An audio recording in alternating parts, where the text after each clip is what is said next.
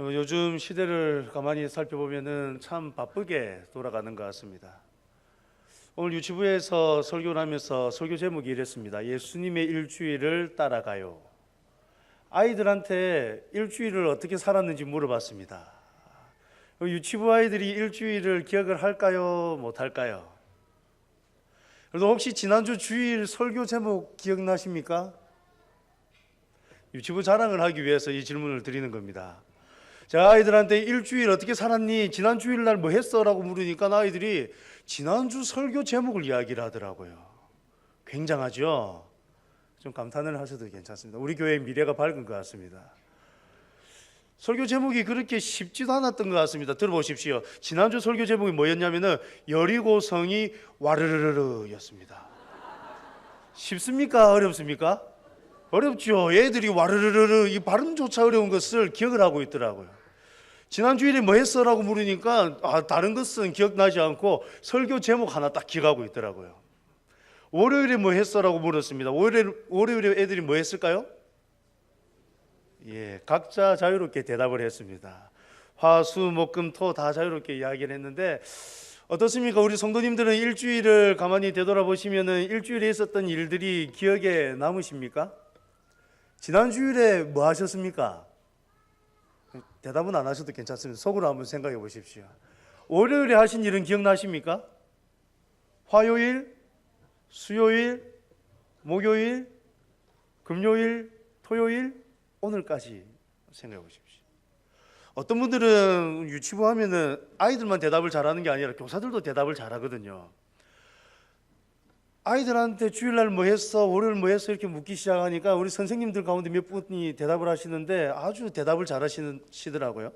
화요일날 대답을 하는데 제자반 했어요. 이렇게 대답합니다. 수요일날은 뭐 했다고 할까요? 수요 성령 기도회 왔어요. 이야기하고 목요일은 목장 모임 했어요. 이야기하고 잘하시네요.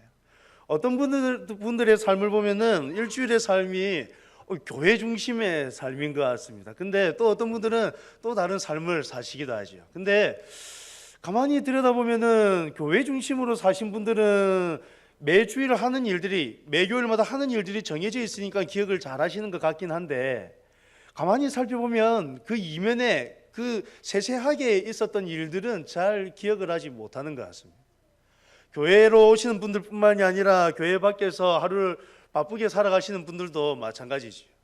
요즘 시대를 가만히 들여다보면은 참 하루하루 너무나 바쁘게 살아갑니다. 그래서 생각할 시간들조차도 별로 없는 것 같습니다. 아이들이 공부를 잘하기 위하여서 꼭 필요한 시간이 있습니다. 그 시간은 학원에서 공부하고 학교에서 공부하는 그 시간이 아니라 홀로 자기 주도적으로 학습하는 그 시간이 필요하다라고 이야기를 합니다. 수동적으로 문제를 푸는 것을 듣고 답을 얻어내는 것을 찾아가는, 따라가는 그것만으로 끝나서는 되는 것이 아니라 자기 스스로 어떻게 해서 이 답이 나오는지를 살펴보는 그 시간이 있어야 아이들이 공부를 잘할 수 있다라고 이야기를 하더라고요. 여러분, 신앙의 모습도 마찬가지인 것 같습니다. 신앙의 모습도 그냥 수동적으로 말씀을 듣고 찬양을 따라 부르고 교회가 하는 어떠한 순서들을 따라서 진행하는 것보다 자기 홀로 스스로 생각을 하면서 말씀을 살피고 찬양을 부르고 하는 그 시간들이 이 신앙의 깊이를 다르게 만들어 가는 것 같습니다. 교리대학을 올해부터 시작을 했습니다. 제가 교리대학을 하고 있는데 교리대학을 처음 하는 오리엔테이션에서 우리 훈련생들에게 양육받는 분들에게 부탁한 것이 있습니다. 그게 뭐였냐면 예습을 꼭 해오시라는 것이었습니다. 그리고 대화할 마음의 준비를 가지고 오십시오라고 오리엔테이션을 했습니다. 왜냐하면 지금 현재 교리대학이 어떻게 진행이 되고 있냐면은 첫 시간 한 1시간 정도는 조별로 모여가지고 예습했던 그 내용을 가지고 나눔을 합니다. 소요리 문답의 1문이 인간의 주된 목적은 무엇입니까? 로 시작하는데 첫 주에 인간의 주된 목적은 무엇입니까? 라는 과를 읽어오도록 하고 첫날부터 그것을 나누도록 했습니다.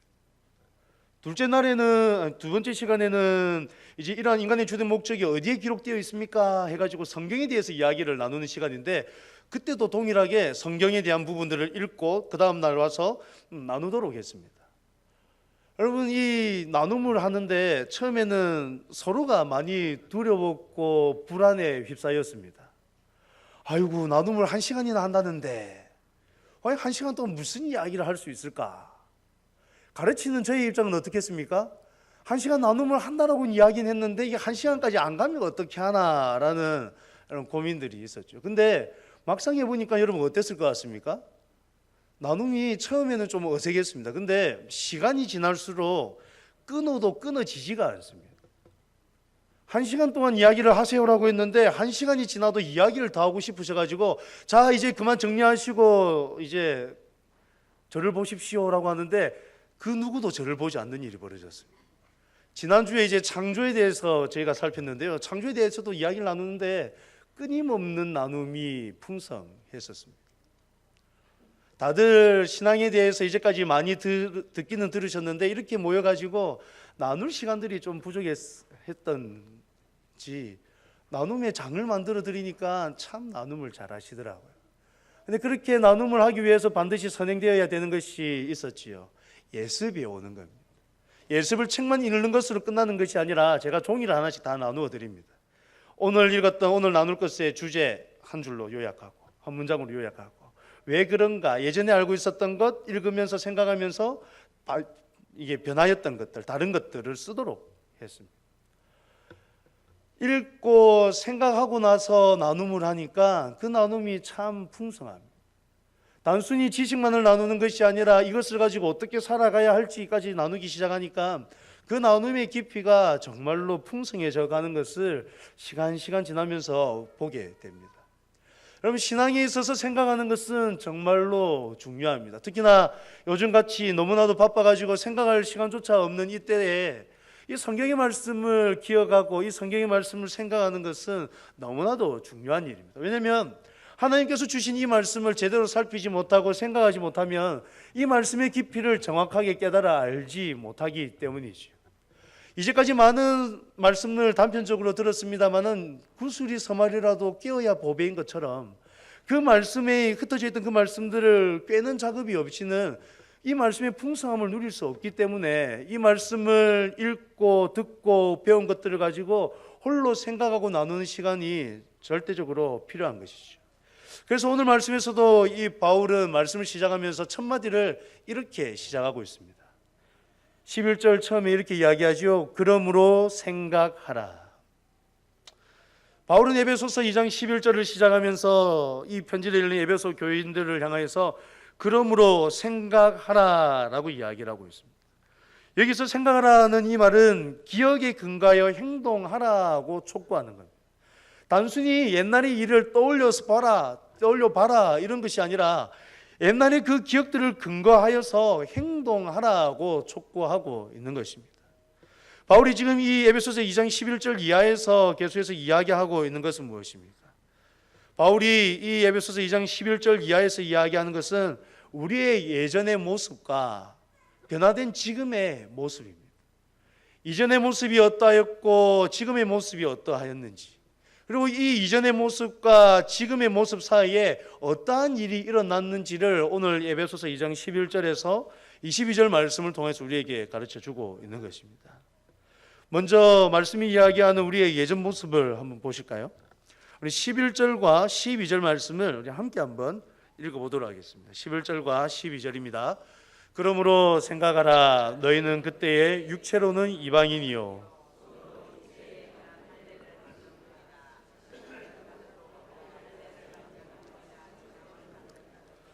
그때 너희는 그리스도 밖에 있었고 이스라엘 나라 밖에 사람이라. 약속의 언약들에 대하여는 외인이요 세상에서 소망이 없고 하나님도 없는 자이더니. 그럼 11절과 12절에 나오는 이전의 모습을 읽으실 때에 어떤 느낌이십니까? 예전의 모습을 가만히 보면은 육체로는 이방인이요 손으로 육체에 행한 할례를 받은 무리라 칭하는 자들로부터는 할례를 받지 않은 무리라 칭함을 받고, 그리스도 밖에 있었고 이스라엘 나라 밖에 사람이고 약속의 언약들에 대하여는 외인이고 세상에서 소망이 없고 하나님도 없는 자였다라고 예전의 모습을 이야기해 주고 있습니다. 다양한 표현으로 이야기를 하고 있지만은 좀 쉽게 이야기를 하자면 결국 우리의 예전의 모습은 하나님과 상관없던 자들이었다라는 것이죠. 그럼 예전에 우리의 모습은 하나님과 상관없던 자들입니다. 왜요? 우리는 죄인이기 때문이죠. 우리는 죄를 지었기 때문에 하나님과 상관없는 자들이었습니다. 아담 이후로부터 타락한 인간은 하나님으로부터 멀리 떨어져 살아갈 수밖에 없었습니다. 하나님과의 관계가 단절되었죠. 그러기에 우리는 하나님과 아무런 상관도 없는 자들이었습니다. 우리의 예전의 모습은 철저하게 하나님과는 상관없는 자들의 모습이었습니다. 근데 오늘 말씀 13절에서는 반전이 일어나고 있습니다. 13절 말씀에 보면 첫 시작을 이렇게 하지요. 이제는 전에 멀리 있던 너희가 그리스도 예수 안에서 그리스도의 피로 가까워졌느니라 이야기합니다. 우리 한글 성경에는 없지만은 원어 성경에는 들어가 있는 단어가 하나가 있습니다. 그게 뭐냐면 그러나라는 접속사입니다. 13절 앞에 원어 성경을 살펴보면 어떻게 기록되어 있냐면은 그러나 이제는 이라고 기록되어 있습니다. 여러분, 이전의 모습을 우리가 봤지 않습니까? 이전의 모습은 타락함으로 말미암아서 하나님과 전혀 상관없던 모습이었습니다. 근데 13절 시작은 어떻게 이야기를 하고 있냐면 그러나 이제는 이라고 시작을 하고 있는 겁니다. 여러분, 그러나라는 접속사가 보여주는 것은 무엇입니까? 그러나라는 접속사가 의미하는 바는 뭐지요? 이전의 것과 지금의 모습이 어떻다라는 겁니까? 다르다라는 것이죠. 그러나라는 접속사만으로도 우리가 알 수 있는 것은 이전의 모습과 지금의 모습은 다르다라는 것을 우리는 알 수가 있습니다. 바울은 분명하게 이전의 모습을 이야기한 이후에 뭐라고 이야기하고 있냐면은 그러나 이제는 전에 멀리 있던 너희가 그리스도 예수 안에서 그리스도의 피로 가까워졌느니라 라고 이야기를 하고 있는 겁니다. 예전에는 여러분 우리는 철저하게 죄로 말미암아서 하나님과 상관없는 자가 되어버렸습니다. 근데 이제는 그리스도 예수 안에서 그리스도의 피로 말미암아서 가까워졌다라고 지금 이 바울이 강력하게 이야기하고 있는 것입니다. 14절에서는 계속해서 어떻게 이야기합니까? 그는 우리의 화평이시다라고 이야기하시오. 13절에서 그리스도 예수 안에서 그리스도의 피로 가까워졌느니라 라고 이야기한 바울은 14절에서 그는 우리의 화평이시다라고 이야기를 합니다. 여러분, 여기에서 그가 누구시지요? 예수님이시죠. 바울은 이 에베소 교회의 성도들을 향해서 이렇게 이야기하고 있습니다. 그러나 이제는 전에 멀리 있던 너희가 그리스도 예수 안에서 그리스도의 피로 가까워졌다. 그 예수님이 우리의 화평이시다라고 이야기를 하는 겁니다. 이 14절에서도 생략된 것이 하나가 있는데 여기에서도 생략된 것은 접속사 헬라어로 가르라고 하는 겁니다. 이 가르라는 것은 이유를 뜻하는 왜냐하면이라는 것인데 지금 예수님께서 그 피로 말미암아서 가까워졌다라고 이야기하면서 바울은 이렇게 가까워진 이유가 바로 예수님께서 우리의 화평이시기 때문이다라는 것을 강조해서 우리에게 이야기하고 있는 것입니다. 그럼 바울은 이 13절과 14절을 통해서 이전의 모습에서 지금의 모습으로 변화된 이유를 분명하게 이야기를 하고 있습니다. 그리스도 예수 안에서 그리스도의 피로 가까워진 우리가 바로 그 화평 되신 예수님으로 말미암아서 예전의 모습에서 지금의 모습으로 변화되었다라는 것을 강조하고 있다라는 겁니다. 바로 예수님께서 화평 되시기 때문에 그 화평 되시는 예수님께서 십자가에 달려 돌아가심으로 말미암아 우리가 이전의 모습에서 벗어나 지금 현재의 모습으로 나왔다라는 것을 여기에서 이야기하고 있는 것입니다. 예수님이 우리의 화평이 되시기 때문에 우리가 그의 피로 인하여서 가까워질 수가 있었습니다. 본문에서 이야기하는 이 화평은 걱정이나 탈이 없는 개인적이고 내적인 평안을 가리키는 그러한 개념이 아닙니다. 여기에서 말하는 이 화평이라는 단어는 헬라어 에이레네라는 단어인데 이 단어를 번역하면 불화나 적대 관계가 해소됨으로써 이루어지는 화합과 교제와 일치의 상태를 의미하는 것입니다. 그러니 이 현재의 본문에서 사용되고 있는 이 단어는 서로 적대적인 유대인들과 이방인들이 미움과 증오를 버리고 화해함으로써 이루어지는 관계적이며 사회적인 차원의 평온을 의미하고 있는 것입니다. 단순히 적대감이 제거되는 것보다 훨씬 더 깊은 차원을 요구하고 있는 것이죠. 과거의 원수들이 서로 용서하고 포용하면서 교제를 나눌 때 비로소 평화가 온다라는 것을 지금 이 말씀 가운데에서 이야기해 주고 있는 것입니다. 바울은 철저하게 이 평화가 바로 그 예수님을 통하여서 온다라는 것을 이야기해 주고 있습니다. 여러분, 오직 예수님만이 우리를 화평케 해 주실 수 있는 분이라는 것을 굳게 믿으며 나아가시기를 간절히 소망합니다. 바울은 지금 그것을 이야기해 주고 있는 겁니다. 이전의 모습, 하나님과 전혀 상관없었던 우리의 모습이 변화된 이유가 바로 화평 되시는 그 예수님이 십자가에 달려 돌아가심으로 말미암아 이루어졌다라는 것을 이야기함으로 말미암아서 우리가 그 예수님으로 말미암아서 화평을 누리게 되었음을 분명하게 이야기하고 있는 것이죠. 14절에서는 이 화평 되신 예수님께서 하신 일을 분명하게 이야기합니다. 둘로 하나를 만드사 원수된 것 곧 중간에 막힌 담을 자기 육체로 하셨다라고 이야기하고 있죠. 옛날 예수님이 사시던 때에는 성전이 하나 있었습니다. 헤롯 성전이죠. 그 성전에는 성전 내부의 뜰과 이방인의 뜰이 있었습니다. 그리고 그것을 분리하기 위해서 담을 하나 딱 세워 놓았는데 그 담의 높이가 한 1.5m 정도 되었다고 합니다. 근데 거기에는 이러한 문구가 하나 적혀 있었다고 합니다. 이것을 넘어 안으로 들어가는 이방인들은 처형을 당할 것이다. 이러한 글귀가 라틴어와 헬라어로 새겨져 있었다고 역사가 요세푸스는 말을 하고 있습니다. 유대인과 이방인 사이에는 분명한 담이 존재했습니다. 그 성전 안에 있었던 그 담처럼 분명한 담이 존재했습니다. 눈으로만 존재하는 담뿐만이 아니라 눈으로 보이지 않는 담들도 분명히 있었지요. 유대인들은 이방인에 대해서 적대감과 경멸감을 가지고 있었습니다. 그리고 그들과 대비하여서 생각했을 때 우월감까지도 가지고 있었지요.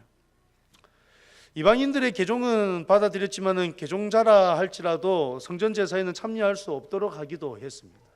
분명히 이방인과 유대인 사이에는 담이 존재했습니다. 예수님께서는 분명히 앞에서 화평이 되셨다라고 이야기를 하는데 유대인들과 이방인 사이에는 이러한 실제적인 담들이 존재했던 것이죠. 그런데 예수님께서는 그 담도 허무셨다라고 이야기를 하고 있습니다. 15절에서는 법조문으로 된 계명의 율법을 피하셨으니 이는 이 둘로 자기 안에서 한 세 사람을 지어 화평하게 하시고라고 이야기를 하고 있죠. 15절에서 이야기하고 있는 이 한 세 사람을 짓는 것, 16절에서 또 십자가로 이 둘을 한 몸으로 하나님과 화목하게 하려 하시는 이 모든 것들은 새로운 창조를 이야기하는 것입니다. 지금까지 유대인들은 선민사상 안에 있었습니다. 선민사상으로 인하여서 이방인들과 자기들은 분리되었다라고 이야기를 하고 있었습니다. 그래서 분명한 담들을 만들어서 이방인들과 자기들의 구분됨을 이야기를 해왔습니다. 그런데 여기에서 하나님께서는 새 사람을 창조하셨다라고 이야기를 하고 있습니다. 형질을 어느 정도 바꾸신 것이 아니라 완전히 새로운 창조, 재창조를 하셨다라고 이야기를 하고 있는 것입니다. 옛 인류의 특성인 분열과 불화와 싸움이라면 예수님이 다시금 재창조하신 인류는 하나됨과 화해와 평화를 이루는 것입니다. 그리스도께서 분열과 대립이 지배하는 옛 인류 대신에 하나됨과 평화가 지배하는 하나의 새 인류를 창조하신 것은 만물을 통일하시는 하나님의 우주적 계획의 필연적인 단계인 것입니다. 그래서 예수님께서는 이 땅 가운데 오셔서 그리스도의 피로 말미암아서 화평하게 하신 것입니다. 예수 그리스도의 피로 말미암아서 이 모든 것들을 새롭게 창조하시는 것이죠. 예수님께서는 이 땅 가운데 있었던 이러한 수평적인 문제에 있어서의 화해, 화평만을 이루신 것은 아닙니다. 16절 이하의 말씀을 보시면은 예수님께서는 수평적 화해를 넘어서서 수직적 화해 또한 이루고 계십니다.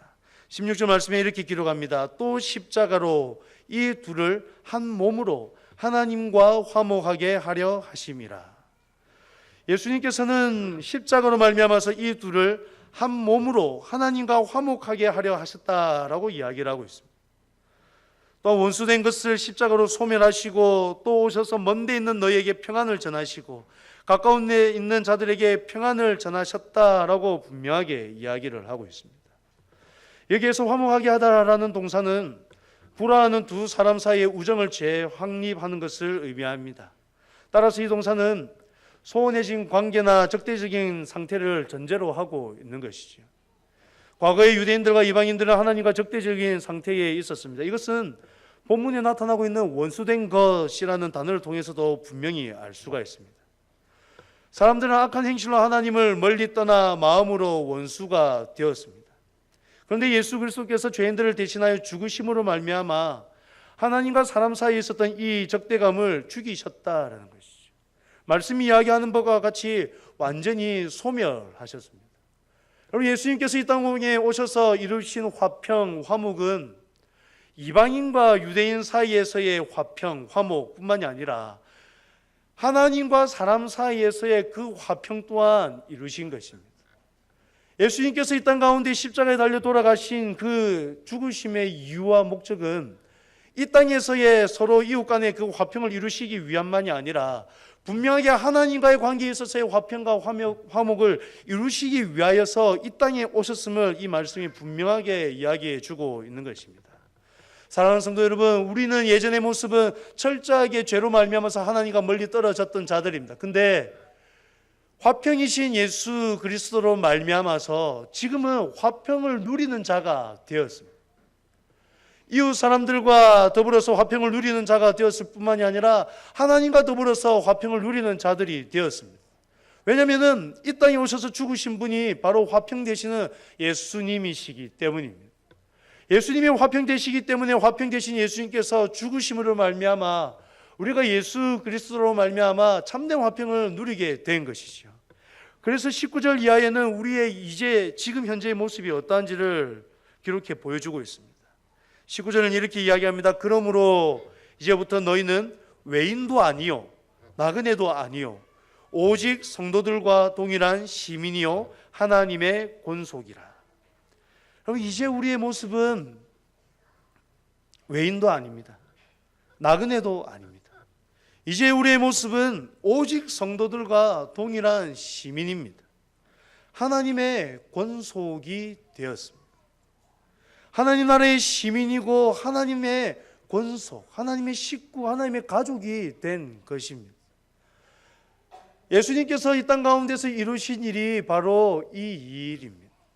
철저하게 하나님으로부터 단절된 우리를 다시 하나님 나라의 시민으로, 다시 하나님의 권속으로 받아들이게 한 그 일이 이 땅에 오신 예수님께서 행하신 일이다라는 것이죠. 사랑하는 성도 여러분, 이제 오늘 우리는 종료주일을 맞이하고 있습니다. 여러분, 종료주일이 어떤 날입니까? 예수님께서 예루살렘에 입성한 날을 기념하는 날이죠. 예수님께서 예루살렘에 입성하심은 왕으로서의 입성이었습니다. 사람들은 예수님께서 예루살렘 성으로 들어오실 때에 예수님께서 왕으로 오신다라고 생각을 했습니다. 그래서 그들은 종려나무 가지를 꺾어서 흔들고 바닥에 깔고 자신들의 겉옷을 벗어서 바닥에 깔고 예수님을 맞이했습니다. 그들은 예수님이 이제 예루살렘으로 오심으로 말미암아서 어떠한 일이 일어날 것이라고 생각을 했습니다. 그런데 여러분, 그렇게 열렬하게 환영했던 무리들이 며칠 상간에 어떻게 변합니까? 예수님이 왕으로 오심으로 말미암아서 자기들을 해방시켜 줄 것이라 예상했고 그 나라의 왕으로서 자정할 것이라 예상하면서 환영을 했던 그들은 며칠 지나지 않아서 예수님을 십자가에 못 박으라고 외치는 자들이 되었습니다. 왜 그들은 며칠 상간의 모습이 변했을까요? 왜 그들은 며칠 상간에 예수님을 향한 생각, 예수님을 향한 모습이 변하였을까요? 그들은 예수님을 정확하게 알지 못했기 때문입니다. 예수님께서 전하셨던 천국 복음의 말씀을 듣고도 깨닫지 못했고 예수님께서 행하셨던 메시아적인 사역들을 보고 느끼고 체험했음에도 불구하고 그것을 명확하게 알지 못하였기에 예수님이 예루살렘 성으로 들어올 때는 호산나 다윗의 자손이여 라고 외치면서 환영했지만 며칠 지나지 않아서는 예수님을 못 박으라고 외치는 자들이 되었던 것이죠. 종료주일을 맞이하는 우리는 이제 곧 고난주간으로 들어가게 됩니다. 이제 내일이면은 고난주간 특세가 시작을 하지요. 예수님의 십자가에 달려 돌아가심을 묵상하는 좋은 절기, 좋은 기간이 고난주간인 것 같습니다. 우리는 철저하게 예전의 모습은 하나님과 원수된 자, 하나님과 함께 할 수 없던 자들이었습니다. 그런데 오늘 말씀을 통해서도 살펴보았던 것과 같이 예수님이 이 땅에 오심으로 말미암아 죽으심으로 인하여서 우리는 하나님과 화평을 누리는 자가 되었습니다. 예수님이 십자가에 달려 돌아가심이 없으면은 우리는 결단코 하나님과 화평을 누릴 수 없는 자들입니다. 그런데 예수님께서 십자가에 달려 돌아가심으로 말미암아서 우리는 화평을 누릴 수 있게 되었습니다. 여러분, 고난주간에 우리가 기억하고 생각해야 되는 것은 무엇이겠습니까? 고난주간에 우리가 진짜로 기억하고 생각해야 되는 것은 예수님께서 어떠한 고난을 당하셨는가, 예수님께서 왜 이 고난을 당하셨는가, 그 고난의 깊이는 어떠하였고 그 고난의 슬픔은 어떠하였을까가 아닙니다. 우리가 정말로 기억하고 생각해야 되는 것은 무엇이냐면 예수님께서 왜 그렇게 죽으셔야만 했는가 하는 것이죠. 예수님께서 왜 그렇게 죽으셔야만 했으며 예수님께서 그렇게 죽으심으로 말미암아서 우리에게 주어진 은혜는 무엇인가 하는 것을 기억하고 생각할 수 있어야 됩니다. 1년 365일 계속해서 그 예수님을 묵상하고 생각하면 좋겠지만 우리는 연약하기 때문에 1년 365일 그 예수님을 기억하지 못합니다. 그러나 이 고난주간만이라도 그 예수님을 철저하게 생각해야 되지 않겠습니까? 예수님께서 왜 이 땅에 오셨으면 왜 죽으셔야만 했는지, 예수님께서 죽으심으로 말미암아 우리에게 허락해 주신 것이 무엇인지를 기억할 수 있어야죠. 예수님께서는 분명히 이 땅에 화평으로 오셔서 죽으셨습니다. 화평으로 오셔서 죽으심으로 말미암아 우리에게 화평을 주셨습니다. 예수님께서 주신 화평은 이방인들과 유대인들 사이의 화평이었고 하나님과 인간 사이의 화평이었습니다. 그런데 여러분, 지금 우리의 모습은 어떻습니까? 예수님을 구주로 영접하고 있다라고 하는 우리의 모습은 어떻습니까? 여러분, 믿음은 분명하게 행함으로 나타나야 됩니다. 행함이 없는 믿음은 죽은 것이라고 야고보서는 분명하게 이야기를 하고 있습니다. 우리의 삶은 믿은 것으로 끝나는 것이 아니라 믿음 이후의 삶이 있기 때문에 믿음은 분명하게 행함으로 나타나야 되는 것입니다. 그렇다면 여러분, 화평을 주시기 위해서 오신 그 예수님을 믿고 우리가 화평을 누리는 자라고 한다면 우리의 삶 또한 이 화평을 전하고 화평을 누리는 삶이 되어야 되지 않겠습니까? 예수님께서는 분명히 십자가에 달려 돌아가심으로 말미암아 이방인과 유대인 사이에 막힌 그 담을 허무셨습니다. 이방인들을 품으셨습니다. 이방인들을 들어오도록 하셨습니다. 이방인과 유대인 사이에 그 모든 것들을 허무셨습니다. 근데 우리는 지금 다시금 예수님께서 허무셨던 그 담을 쌓고 있지는 않습니까? 우리는 화평을 누린 자다라고 이야기를 하면서 밖에 있는 사람들과 또 다른 담을 쌓아가고 있지는 않습니까? 하나님께서는 하나님과 우리 사이의 담을 다 허무셨습니다. 하나님과 우리 사이를 화목해 하셨습니다. 근데 우리 스스로 하나님께 나아가지 못할 담들을 만들어가고 있지는 않습니까? 예수님께서는 모든 담을 허무셨습니다. 화평으로 오셔서 모든 담들을 허무셨습니다. 사람들 사이에 있는 그 담을 다 허무셨고 하나님과의 관계에 막혀있는 그 모든 담들을 허무셨습니다. 그렇다면 우리는 이 담들이 허물어진 상태에서 화평을 누리면서 화평케 하면서 나아가야 되지 않겠습니까? 성경이 이야기하고 있는 것은 그것입니다. 우리 예수님께서 화평케 하기 위해서 오셨고 죽으셨다. 너희는 지금 그 화평을 누리고 있다라는 것이고 그 화평을 누리는 너희는 이 화평을 전하는 자로 살아가야 된다라는 것을 이야기하고 있는 것입니다. 여러분, 우리의 삶은 어떻습니까? 정말로 예수님으로 말미암는 참된 화평을, 화목을 누리고 있습니까? 평강의 왕으로 오신 그 예수님을 모시고 평강을 누리면서 살아가고 있습니까? 우리가 어디에 가든지 우리는 평강의 도구로서, 화평의 도구로서 쓰임 받고 있습니까? 우리는 철저하게 화평의 도구가 되어야 됩니다. 화평의 통로가 되어야 됩니다. 이웃들에게 화평을 전하는 자들이 되어야 됩니다. 화평케 하신 예수 그리스도로 말미암아 하나님께로 나아갈 수 있도록 인도하는 자들이 되어야 됩니다. 이제 고난주간을 보내면서 우리는 한 가지를 다짐하며 나아가면 좋겠습니다. 예수님께서는 분명히 이 땅에 오셔서 우리에게 화평을 이루셨습니다. 이제 우리는 그 화평 가운데 살아가야 됩니다. 우리가 평강으로 오신 그 예수님을 분명하게 믿는다면 우리는 그 화평을 누리면서 화평케 하는 자로서 살아가야 됩니다. 이번 한 주간 우리가 깊이 묵상하고 생각해야 되는 것은 바로 이것입니다. 예수님 얼마나 아프셨을까? 이걸 넘어서서 예수님께서 이 일을 위해서 오셨구나, 우리에게 정말로 화평을 주기 위해서 오셨구나를 생각해야 됩니다. 그리고 그렇게 해서 화평을 누리는 우리가 어떻게 살아야 할지를 생각해야 됩니다. 생각하면은 우리가 어떻게 살아야 할지를 분명하게 알 수가 있습니다. 앞서 교리대학의 이야기를 잠시 드렸었는데요, 이번 주에 창조에 대하여서 나눔을 했습니다. 여러분, 창조는 하나님의 그 아름다운 속성을 고스란히 가지고 만들어졌습니다. 인간의 주된 목적이 하나님을 영화롭게 하고 영원토록 그분을 즐거워하는 것인 것처럼 이 땅의 모든 피조물들 또한 하나님의 영광을 위하여서 지음받은 것들입니다. 그러기에 이 땅의 모든 것들은 동일하게 하나님께 영광을 올려드리는 데에 사용되어야 됩니다.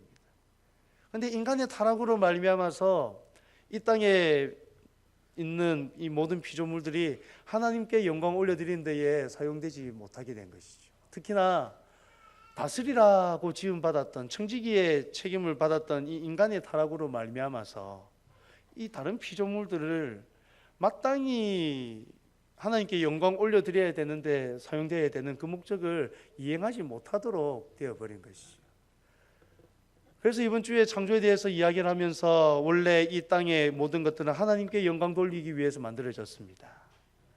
이 땅의 모든 것들 다스리기 위해서 지원받았던 사람들이 이것들을 잘 사용해서 하나님께 영광 올려드리는 대로 사용해야 됩니다라고 이야기를 하면서 지금의 모습은 타락으로 인해서 이것이 잘 되고 있지 않습니다. 그러나 우리는 인간의 주된 목적, 하나님께서 원하시는 것이 무엇인지를 아는 자로서 어떻게 살아야 할지를 생각해 봅시다.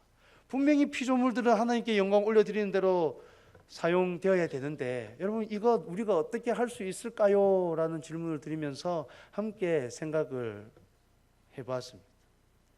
그 생각하는 가운데 나왔던 것들이 참 매우 구체적인 것들이 많이 있습니다. 분명히 이 땅의 것들은 하나님께서 하나님의 영광을 위해서 창조하였기에 다 하나님께 영광 올려드리는 대로 사용되어야 됩니다. 그 일을 감당하기 위해서 사람들이 지음을 받았습니다. 그러면 이 사람들은 이 땅의 것들을 가지고 하나님께 영광 올려드리는 일을 감당해야 됩니다. 어떻게 할 수 있을까요? 무분별하게 사용하지 않는 것만으로도 하나님의 그 뜻에 합당하게 사용할 수가 있습니다. 무분별하게 사용하는 것들은 다양합니다. 좀 걸어 다니시면 됩니다. 그러면 화석연료를 좀 더 적게 사용할 수가 있겠죠. 물을 조금만 적게 쓰시면 됩니다. 양치할 때에 물을 틀고 양치하시는 것을 안 하면 됩니다. 적당히 따뜻하게 지내시고 적당히 시원하게 지내시면 됩니다. 난방을 너무 세게 하지 아니하시고 에어컨을 너무 세게 틀지 않는 것만으로도 이 땅의 것들을 잘 다스림으로 말미암아서 하나님께 영광 올려드리는 데 사용할 수 있는 것이죠. 주부들이 많이 계시다 보니까 여러 나오는 것들 가운데 재활용을 잘해야 됩니다. 일회용품 사용을 줄여야 됩니다. 이런 이야기들도 나오더라고요. 예전에 생각지 못하였던 것들을 나눔을 하면서 하나님께서 말씀하시는 것이 무엇인지를 살피고 좀 더 구체적으로 생각하다 보니까 실제적인 실천 사항들이 많이 나왔습니다. 여러분, 우리의 신앙생활은 추상적인 신앙생활이 되어서는 안 됩니다. 지금 말씀이 화평으로 오신 예수님으로 인하여서 우리도 화평케 하는 자로서 살아야 된다라고 결론이 나오고 있는데, 그렇다면 우리는 이제 어떻게 해야 될지를 스스로 생각을 많이 해보셔야 됩니다. 어떻게 하는 것이 정말로 이 화평을 이루는 일인지를 잘 생각하셔야 됩니다. 하나님과의 화평을 누림에 있어서 우리가 마땅히 해야 되는 일은 무엇이며 내가 할 수 있는 일은 무엇인지를 깊이 있게 생각해 보셔야 됩니다. 뿐만 아니라 이웃들과 더불어서 하나님께서 우리에게 주신 그 화평을 어떻게 나눌 수 있을지를 깊이 있게 생각해 보셔야 됩니다. 특히나 이 고난주간에 예수님의 고난에 집중하여서 슬픈 기색을 하면서 나 건드리지 마라 이렇게 지내시는 것이 아니라 예수님께서 화평으로 오셔서 화평을 이루셨다는 것을 깊이 묵상함으로 말미암아서 화평을 이루고자 더욱 애쓰고 수고하시는 모습이 나타나야 되는 것입니다. 바라기는 이번 고난주간은 예전의 고난주간과는 좀 다른 고난주간이 되기를 간절히 소망합니다. 예수님께서는 분명히 화평을 이루고자 이 땅 가운데 오셔서 화평을 이루셨습니다. 그 예수님을 믿는 우리 또한 분명하게 화평을 이루어야 하는 자들입니다. 바라기는 이번 한 주간의 특세를 통하여서 말씀을 듣고 기도하며 나가실 때에 화평을 이루시는 여러분들이 되기를 간절히 소망합니다. 여러분들이 어디에 가시든지 여러분들로 말미암아서 화평을 누리는 일들이 풍성하게 나타나기를 간절히 소망합니다. 하나님께서는 이 일을 우리에게 맡기셨습니다. 우리로 먼저 화평을 맛보게 하시고 이 일을 우리에게 맡겨주셨습니다. 바라기는 우리가 먼저 화평을 풍성하게 누리시고 우리가 누리는 그 화평을 가지고 밖으로 나가서 많은 이들을 화평으로 인도하시는 우리 모든 하늘샘교회 성도님들이 되시기를 간절히 소망합니다. 이 시간 우리 들은 말씀을 생각하시면서 합심하여 한번 기도하십시다. 이 시간에 기도할 때 하나님